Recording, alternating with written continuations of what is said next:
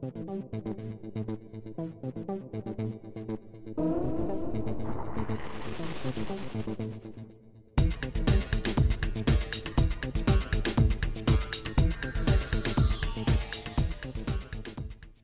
role is that of advisors to the telecoms industry, so our clients include operators, regulators and institutions, so all the major telecoms operators, but also, for example, the European Commission and the GSMA, who put together this great show here. And the services we provide range from advising operators on buying spectrum, so valuing spectrum, participating in spectrum auction, but also cost savings, for example, taking costs out of the network, regulatory issues such as accounting separation, regulatory cost accounting, and many other aspects that touch on the telecoms industry today.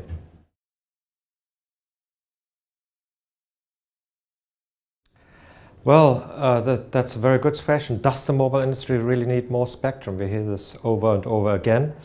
The thing is, data traffic is increasing enormously. We all want to use more data. Not only do we want more data, we want things to happen faster. We want to play video games. We want to be making video calls, multi-party video calls. All of this consumes enormous amount of capacity.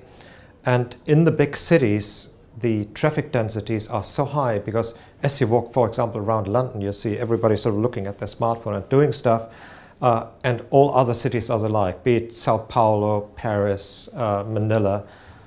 So you have these enormous traffic concentrations. And just to cope with that capacity, operators don't know where to put the base stations anymore. They're simply running out of physical space. So the only way out is to get more spectrum. There's no way around it if we want these services. And it's not just capacity related spectrum. So here we're talking about spectrum above 1 gigahertz, but also spectrum below 1 gigahertz. Because where do we use our smartphones? Well, we use them in buildings, indoors, and if you want to be able to use your smartphone indoors, well, you do need the 700 megahertz band, the 800 megahertz band, or 600, which is now being auctioned in some places. That gives you that good user experience indoors and also avoids not spots. And in other markets, what's more important there is the rural coverage you get out of the spectrum.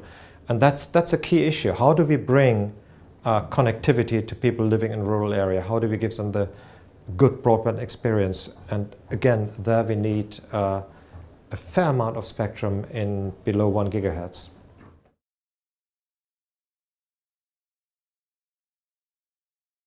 Yes, very often, funnily enough, the sort of press says a successful spectrum auction is an auction which raises a lot of money.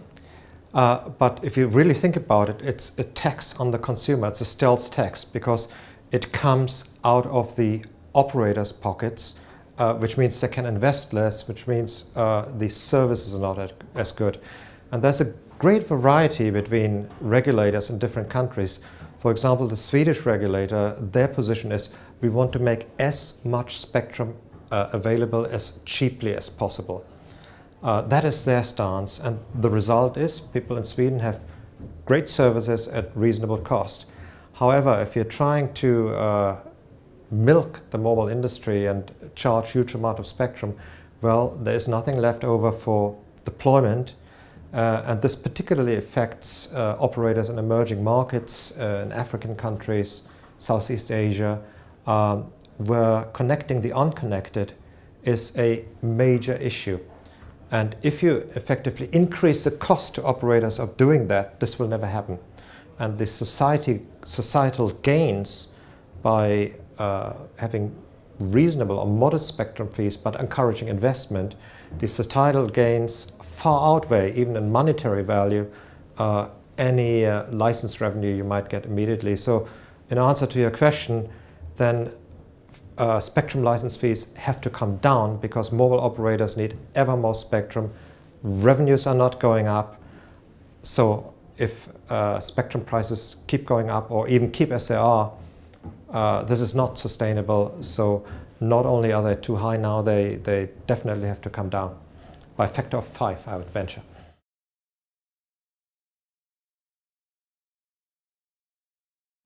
Cost reduction is essential for the further development of this industry, and network infrastructure sharing is one key component in there. Coleago just has finished a project with the ITU involving 15 Southern African countries, and in this project we have developed network infrastructure sharing guidelines.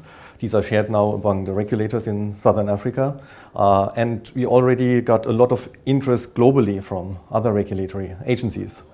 We are also working with the GSMA, the Connected Society Program, which is all about connecting the unconnected, and here we are talking about rural access.